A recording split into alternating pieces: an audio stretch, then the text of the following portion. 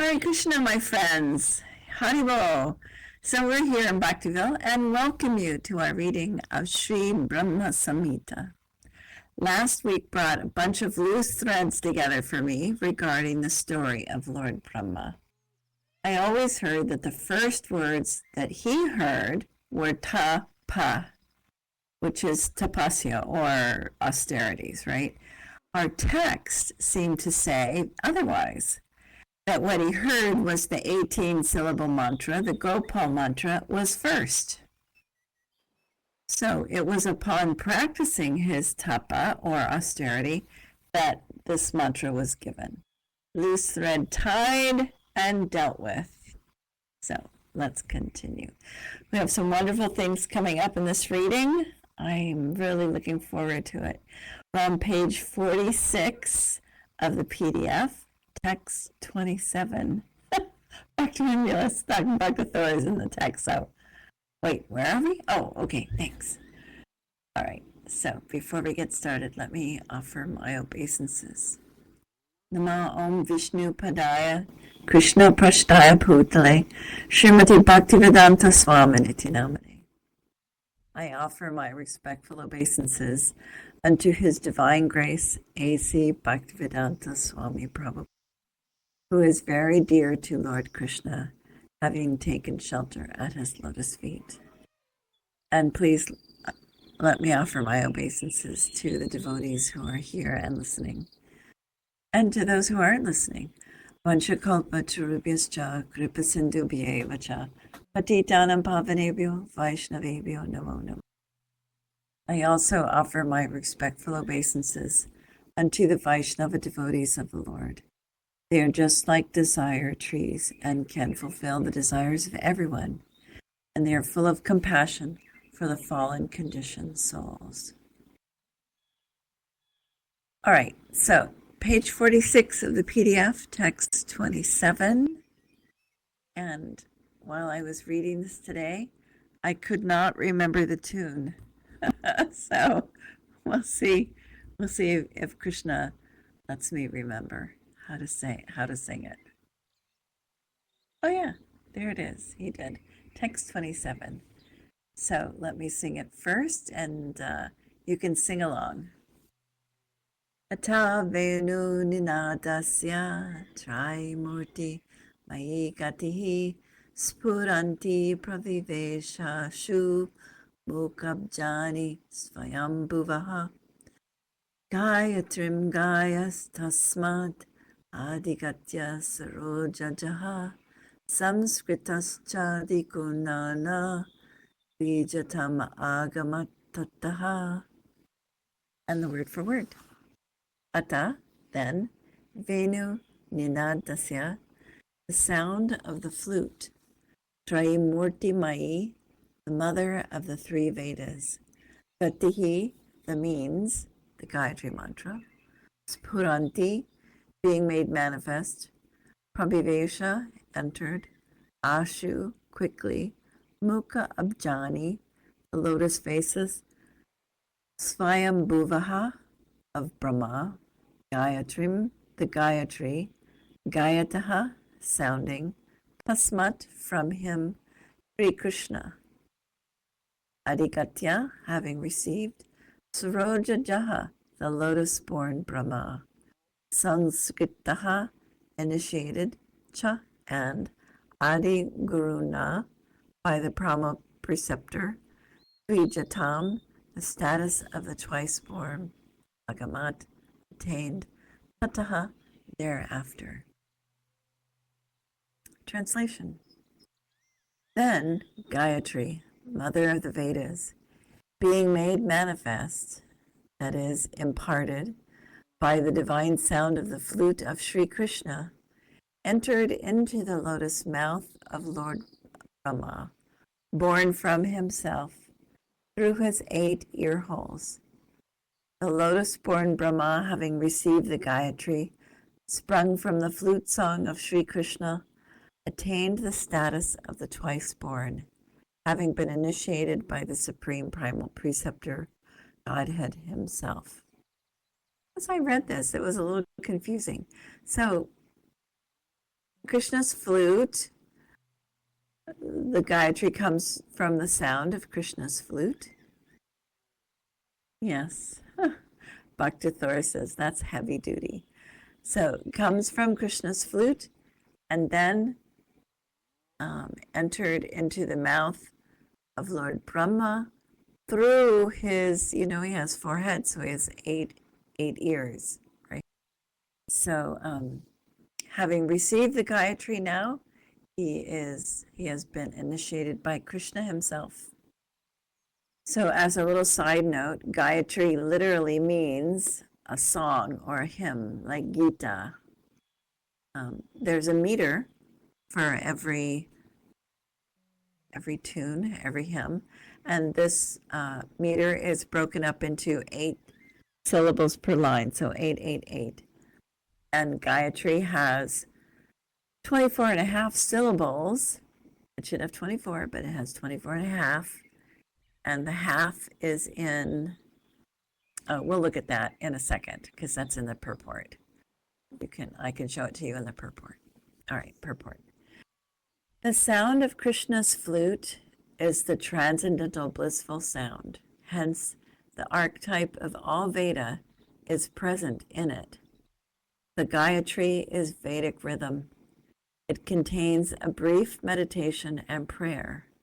Kama Gayatri is the highest of all the Gayatris because the meditation and prayer contained in it are full of the perfect transcendental sportive activities which are not to be found in any other Gayatri. The Gayatri that is attained as the sequel of the 18-lettered mantra is Kama Gayatri. So the 18-lettered mantra is the one we learned before. And all of a sudden, Krishna is not giving these things to me these days. You just scroll back. Kun Krishnaya Govindaya Gopi Janabalavaya Svaha, that mantra.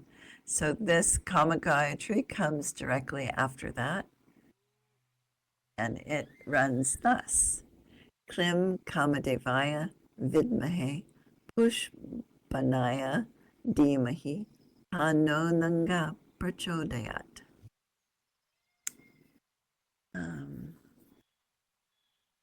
I'm going to take another little side track here and read this quote from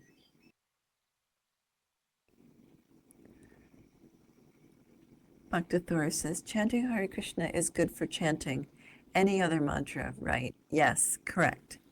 So, yes, chanting Hare Krishna is really all you really need. Then he says, say the first one again. We read the first one that I said.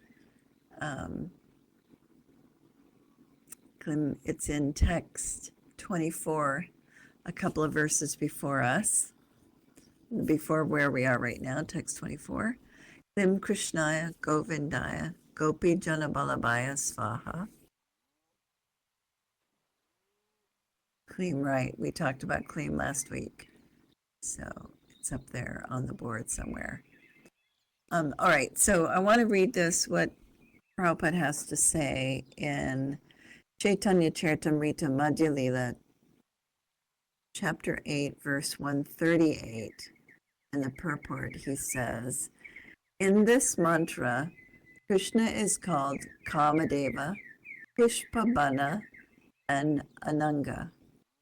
Kamadeva is Madan Mohan, the deity who establishes our relationship with Krishna. Pushpabana, he who carries an arrow made of flowers, is Govinda, the personality of Godhead who accepts our devotional service. And Ananga is Gopi Janaballabha, who satisfies all the gopis and is the ultimate goal of life. This mantra simply does not belong to this material world. When one is advanced in spiritual understanding, he can worship the Supreme Personality of Godhead with his spiritually purified senses and fulfill the desires of the Lord. So,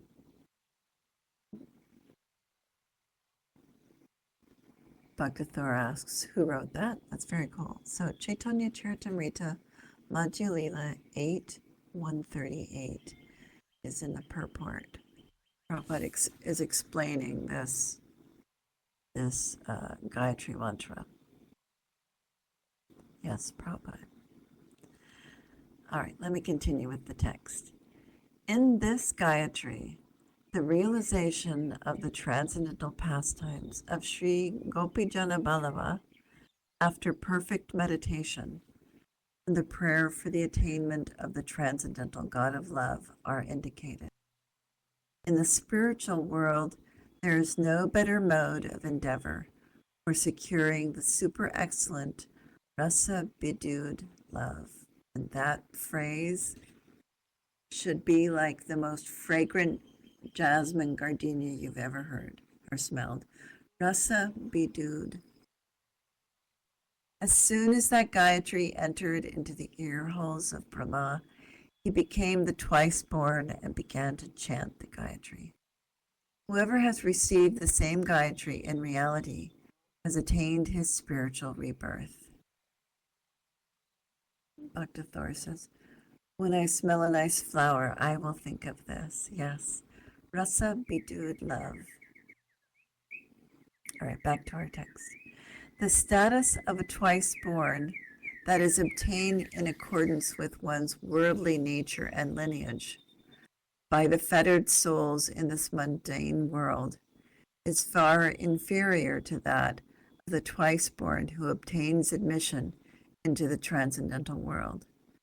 Because the initiation or acquisition of transcendental birth as a result of spiritual initiation is the highest glories, inasmuch as the jiva is thereby enabled to attain to the transcendental realm. So in that last sentence, he's referring to, in India, there's a custom that when a Brahmin boy comes of age, they're given the Gayatri mantras.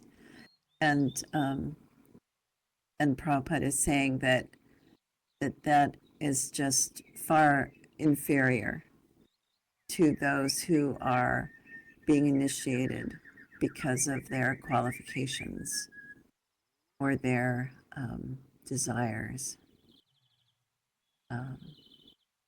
Bhaktiville says, thank you for that explanation. That's worth understanding. Yes. Thank you. He says it's clear after you said it. Yeah. And sometimes the wording is a little not convoluted, but has too many phrases in it. It's not quite as succinct as it could be. All right. So a lot in there. You know, where it came from Krishna's flute. And because Brahma heard it, he heard the flute song, he was immediately initiated by Krishna himself. All right, text 28. I'll sing the Sanskrit, sing along with me. Traya Prabhudo Ta Vidur. Oh, that's Vijnya Vignata. Not clear on mine. So let me start over. Traya Prabhudo Ta Vidur Vignata Tattva Sagaraha Pushtava Vedasarena Stotrenanena Keshavam. Synonyms. Traya, by the embodiment of the three Vedas. Prabhudaha, enlightened. Atta, then. Vidhi, Brahma. Vignata, see there's the Enya. Vignata, acquainted with. Tattva Sagaraha, the ocean of truth. Tushtava, worshipped. Veda Sarena, which is the essence of all Vedas. Stotrena, by the hymn. Anena, this. Keshavam, Sri Krishna. And they spelled Krishna's name wrong in this book. Oh, those editors. All right, translation.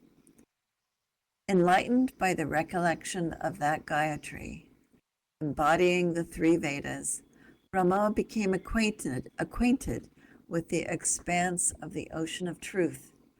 Then he worshipped Sri Krishna, the essence of all Vedas, with this hymn. So all of this has just been an introduction to who Brahma is and how Brahma came to be, and then we'll launch into the hymns next. But let me read the purport. Brahma thought thus within himself. Bhaktiville says, it's also an exploration of the spiritual world. Yes, absolutely. All right. Brahma thought thus within himself. By the recollection of Kama Gayatri, it seems to me that I am the eternal maidservant of Krishna. End quote. Though the other mysteries in regard to the condition of the maidservant of Krishna were not revealed to him, Brahma, by dint of his searching self-consciousness, became well acquainted with the ocean of truth. All the truths of the Vedas were revealed to him, and with the help of those essences of the Vedas, he offered this hymn to the Supreme Lord Shri Krishna. Srimad Mahaprabhu has taught this hymn to his favorite disciples. It is inasmuch as it fully contains all the transcendental truths regarding the Vaishnava philosophy. Readers are requested to study and try to enter into the spirit of this hymn with great care and attention to daily function. I have a couple of notes.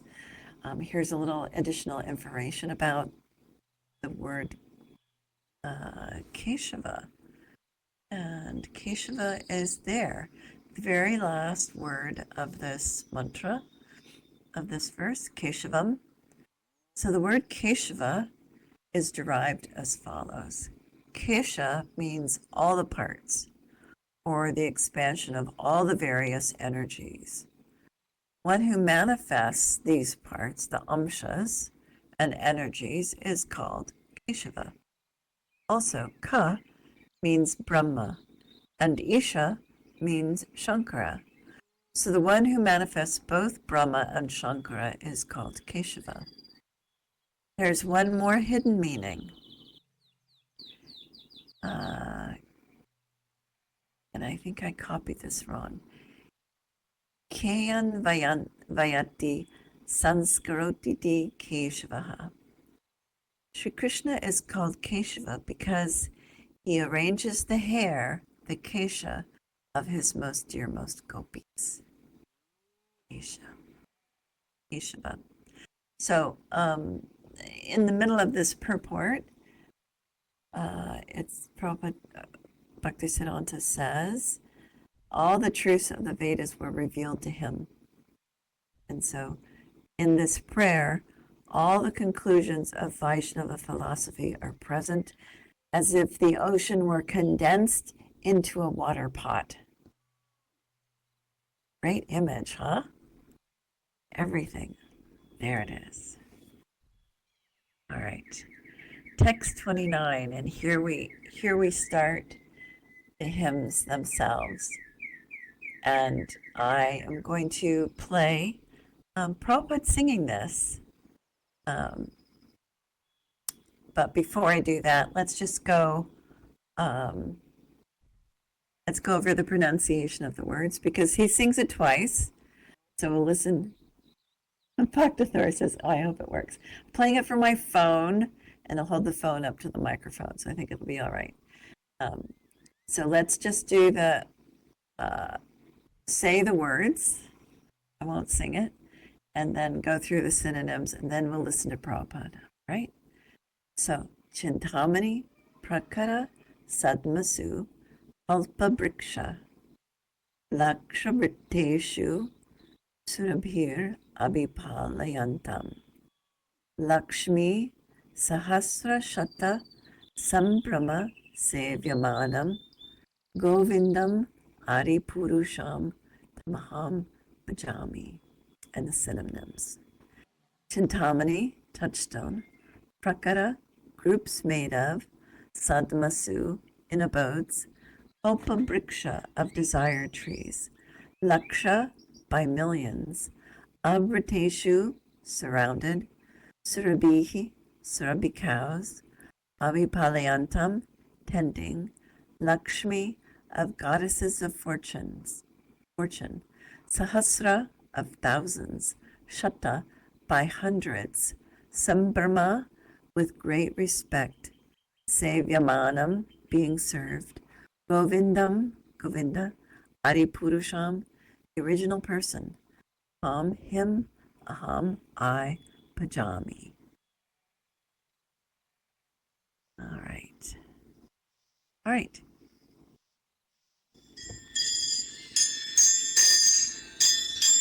Chintamani prakara sarmasu kalpavriksha lakshapritesu sulabhiravipalantam lakshmi sahasrasata sambrahmase pamanam govindam adipurusham tamaham bhajami. Okay, now sing along. Chintamani prakara sarmasu kalpa vridhanakyavritesu surabhi ravipalayantam lakshmi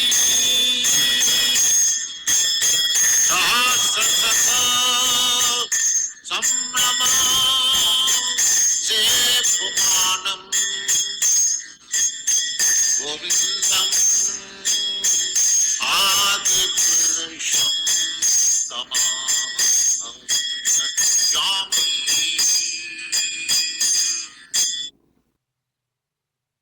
And there we have it. Pretty awesome, huh? All right, translation. Bhaktiville says, I never heard him sing this. And yes, he agrees. It's awesome. Translation. I worship Govinda, the primeval Lord, the first progenitor who is tending the cows, yielding all desire, in abodes built with spiritual gems, surrounded by millions of purpose trees, always served with great reverence and affection by hundreds of thousands of Lakshmis or Gopis. Purport. By the word Chintamani is meant transcendental gem. Just as Maya builds this mundane universe with the 5 material elements, so the spiritual Chit potency has built the spiritual world of transcendental gems. Bhaktiville says, purpose trees, that makes it so transcendental. I agree. The Chintamani, which serves as material in the building of the abode of the Supreme Lord of Goloka, is far rarer and more agreeable entity than the philosopher's stone. The purpose tree yields only the fruits of piety, wealth, fulfillment, desire, and liberation. But the purpose trees in the abode of Krishna bestow innumerable fruits in the shape of checkered divine love. Kamadhenus, cows yielding the fulfillment of desire, give milk when they are milked. But the Kamadhenus of Goloka pour forth oceans of milk in the shape of the fountain of love, showering transcendental bliss that does away with the hunger and thirst of all pure devotees. The words Laksha and Sahasrashata signify endless numbers. The word Sambrahma or Sadhara indicates being saturated with love. Here, Lakshmi denotes Gopi. Adipurusha means he who is the primeval Lord. We have plenty of time, so I'm going to read from Srila Narayana Maharaja's purport of the same verse. And it's very extensive, but it's so lovely. And this is a translation of, it's his translation of Bhaktisiddhanta Saraswati's translation or comments, and then Jiva Goswami's, a translation of Jiva Goswami's comments on this same verse. So they're amazing. All right, so let me begin. Beginning with this verse 29, Brahmaji praises the primeval personality Sri Govinda with 31 verses describing the glories of his name, form, qualities, pastimes, opulence, sweetness, transcendental abode, and so on. The pastimes of Sri Krishna are endless, and among them, his daily pastimes are also innumerable. These pastimes are called Ashtakaliya Leela, the pastimes performed throughout the 8 periods of the day and night. In these pastimes, Sri Krishna's associates who have taken shelter of the transcendental mellows, parenthood, friendship, and amorous love, simultaneously relish the pastimes of Sri Krishna's infancy, childhood, and adolescence, respectively, according to their own moods. Sri Krishna's Swarup, his form, is that of an eternal adolescent, a fresh youth, the best of dancers, dressed in the attire of a cowherd boy with a flute in his hands. This is his eternal and original Swarup, which every devotee realizes according to his own transcendental sentiment. In Shastra, we find that his worship is of 2 kinds. One type is Svarasiki, which arises spontaneously, and the other, Mantramayi Upasana, by meditation, by mantra meditation. And they are understood as follows. So Upasana means meditation or worship. The pastimes of Sri Krishna in various places in Goloka Vrindavan are of many types. Therefore, the worship that is performed through the limbs of bhakti, such as remembering, hearing, and chanting about those pastimes, is called Svarasiki Upasana, which is superior. The term Mantramayi Upasana applies to the forms of hearing, contemplation, and formal worship with auspicious articles, in which a mantra is employed in order to apply the consciousness to one particular pastime that occurs in one particular location in Sri Krishna's place of pastimes. In this method of worship, there is meditation upon only one of Krishna's pastimes in one place, and therefore it is called Mantramayi Upasana. Sri Krishna has unlimited pastimes, such as the pastimes of Vasudeva, Sankarshan, and other expansions in the realm of transcendental opulence, the pastimes of Purusha Avatar, Kronodakashayi Mahavishnu, the pastimes of the occasional incarnations, such as Matsya and Kurma, the pastimes of the presiding deities of the material modes, such as Brahma and Shiva, the pastimes of the empowered incarnations, such as Prito and Vyasa, the pastimes of Paramatma, who is endowed with attributes, and the pastimes of the formless, undifferentiated Brahman, which is devoid of specific attributes. First of all, Brahmaji has praised the supermost of all pastimes, the unlimitedly sportive Bhagavan, namely Sri Krishna's pastimes in Gokula Vrindavan. This is the object of his soul's deepest yearning.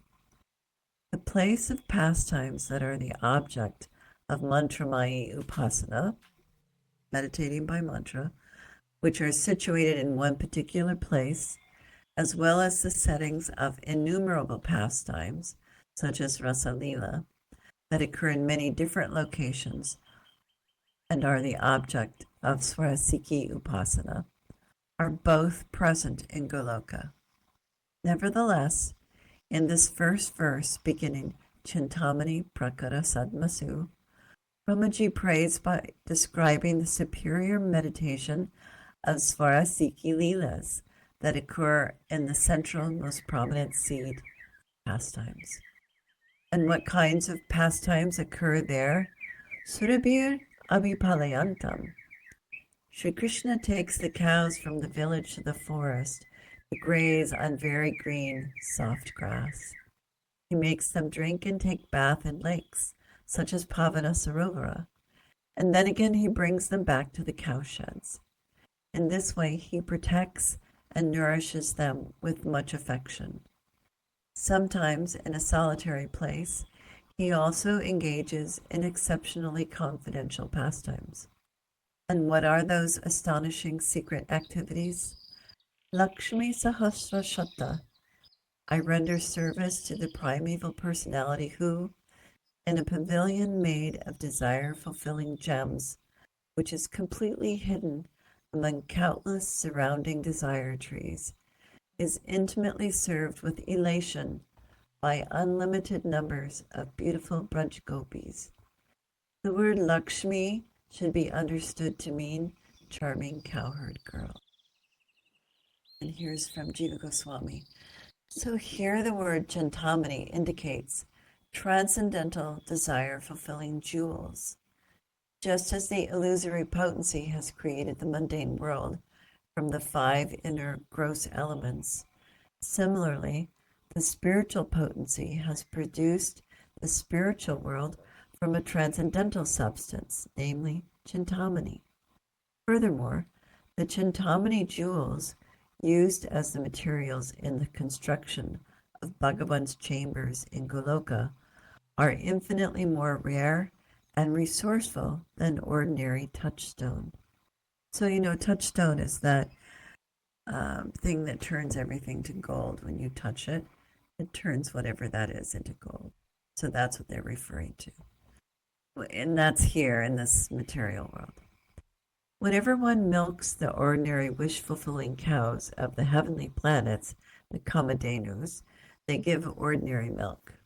However, an ocean of milk, which is actually a transcendental current of prema, is constantly cascading from the udders of the wish-fulfilling cows of Goloka to allay the hunger and thirst of the jivas engaged in pure bhakti.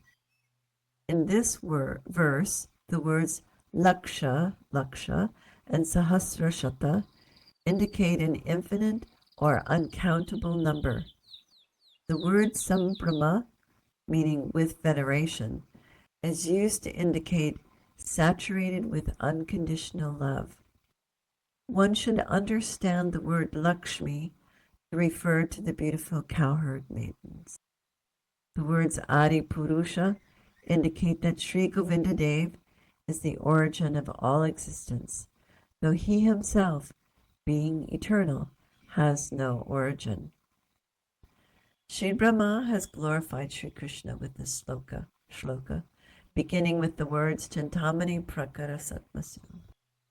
In this verse, he has expressed profound moods of immense longing. Regarding the most effective sadhana for a sadhana bhakta, there are 2 methods, each appropriate to the sadhaka in different stages.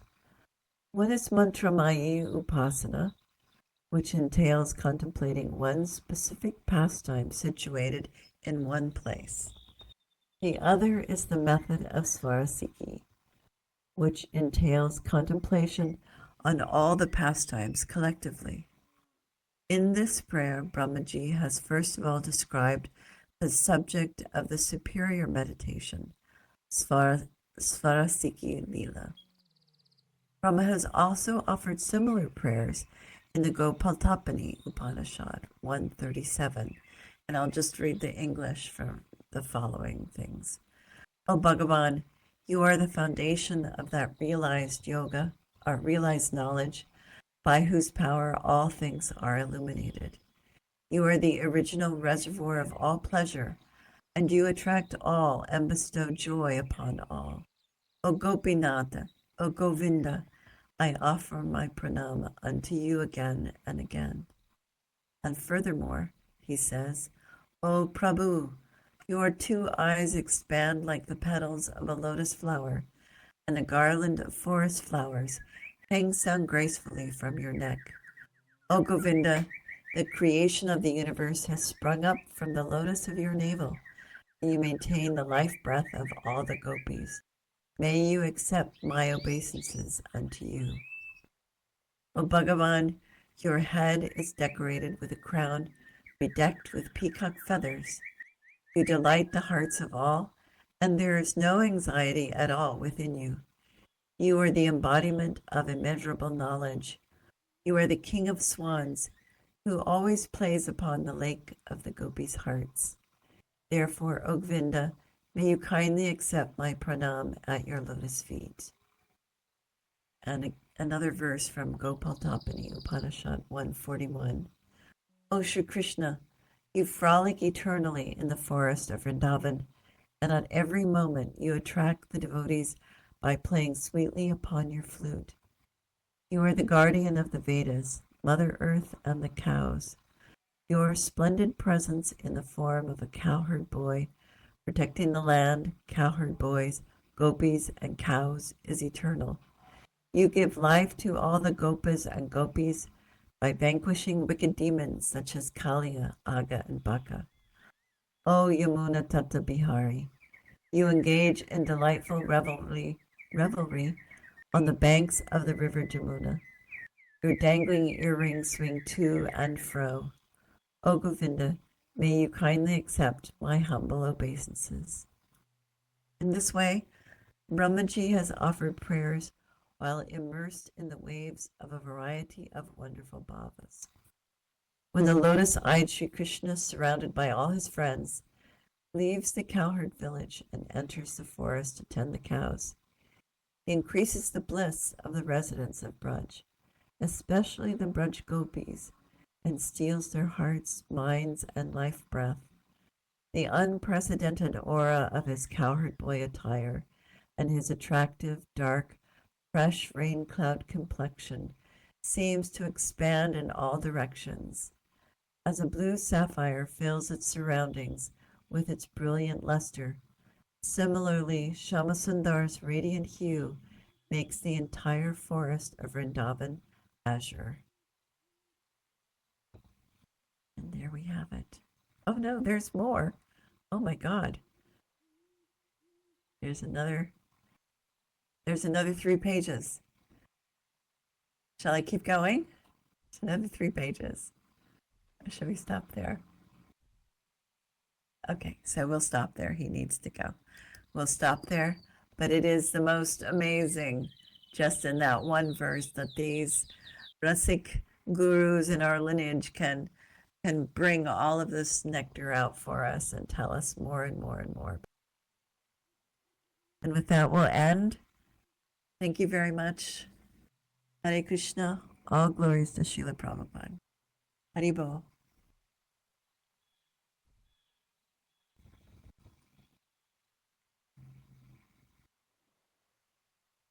It makes you think you're not crazy for reading to just one person.